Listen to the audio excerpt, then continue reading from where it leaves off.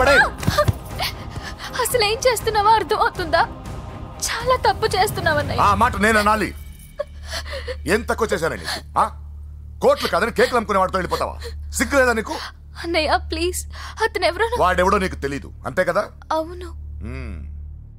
వాడెవడో తెలియకుండానే వాడితో ట్యాంక్ పాయింట్ మీద కలిసి ఐస్ క్రీమ్ తిన్నావా? వాడెవడో తెలియకుండా వాడి ఇంటి నుంచి కేక్ తెచ్చుకున్నావా? లేదా వాడెవడో తెలియకుండానే వాడితో లేచిపోవడానికి తయారుగా ఉన్నావా? ఇదంతా అబద్ధం. చెప్పిన అబద్ధాలు చాలు. నన్ను నమ్మించడానికి ట్రై చేయొద్దు. వినడానికి నేను రెడీగా లేను. ఇదిగో చూడు, నేను చూసిన హోమ్ మినిస్టర్ కొడుకుని నువ్వు పెళ్లి చేసుకుంటున్నావు. ఈ మాట ఇన్నాళ్ళు నీ మీద నమ్మకంతో చెప్పాను. ఇప్పుడు నీ మీద ఉన్న అధికారంతో చెప్తున్నాను. బయటికి వెళ్తే నీ కాళ్ళు ఎరుగుతాయి.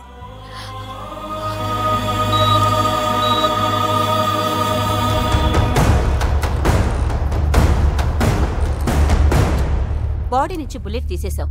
లక్కీగా బుల్లెట్ కుడివైపు తగిలింది కాబట్టి he's out of danger. Patient ని డిస్టర్బ్ చేయకుండా చూడండి. ఏంటి పూజ, ఇలా అయితే ఎలా చెప్పు? వారం రోజులైంది నువ్వు సరిగ్గా భోజనం చేసి. ఊరుకో ఇంకా. నాకేం తెలీదు వదినా, అతను ఎవరో కూడా తెలీదు. అన్నయ్య ఎందుకు ఇలా చేస్తున్నాడు? తొందరపడ్డావేమోనన్నా. హోమ్ మినిస్టర్ తెలిస్తే ఏంటి ఏంటి ఏంటి?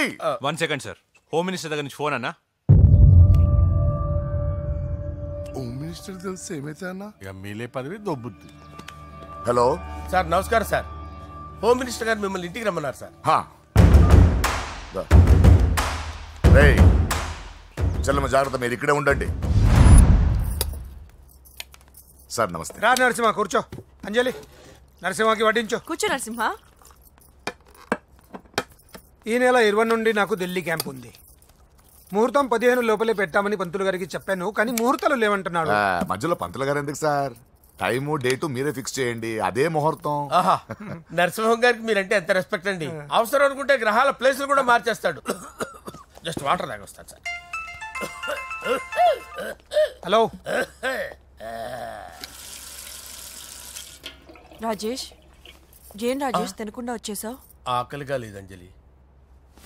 నువ్వు ఇంకా నన్ను మర్చిపోలేదు కదూ?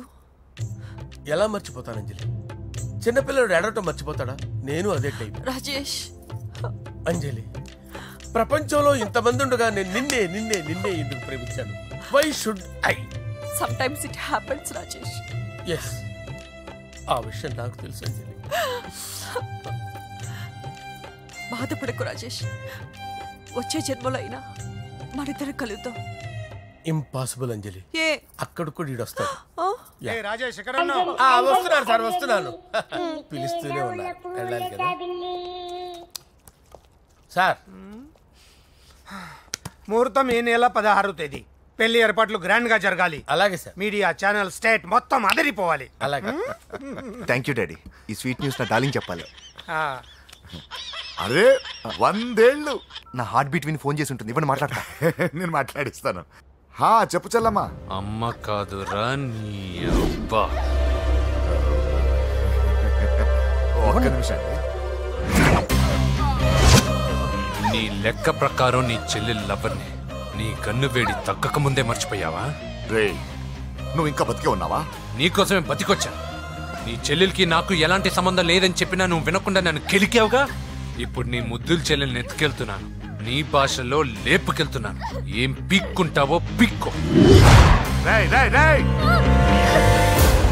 బావా, ఏమైంది బావా? ఏం లేదు, చెల్లమ్మ బాత్రూమ్ లో కాలు జారి పడిపోయిందంట. నా డార్లింగ్ కాల్ జారి పడిపోయిందా? పద బావ వెళ్దాం. ఏం లేదు, హాస్పిటల్కి తీసుకెళ్ళారంట. ఏం ప్రాబ్లం లేదు. మీ నాన్నతో తర్వాత వచ్చి మాట్లాడతారని చెప్పవా? ఓకే బావా.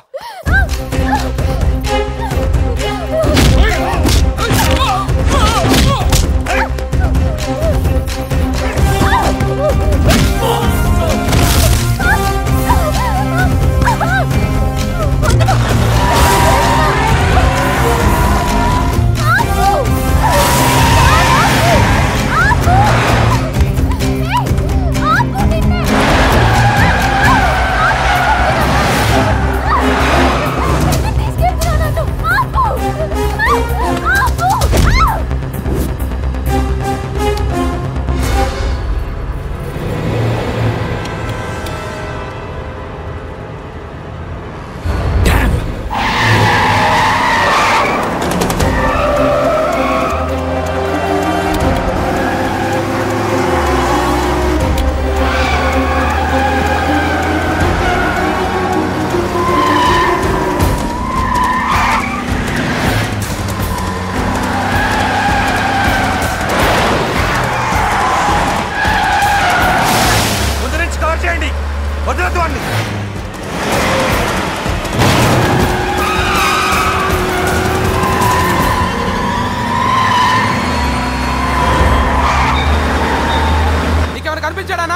పోయి పెద్దమ్మ గుడి దాటాడు.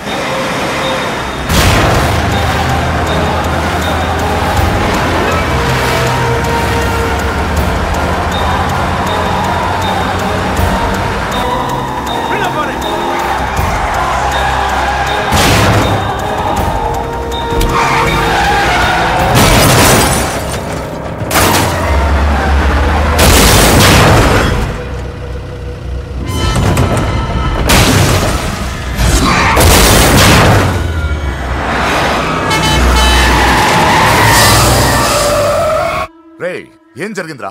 అన్నా ఆడు చెల్లెమ్మని లేపుకుపోతాడన్నప్పుడు చెప్తే నన్నే కొట్టావుగా.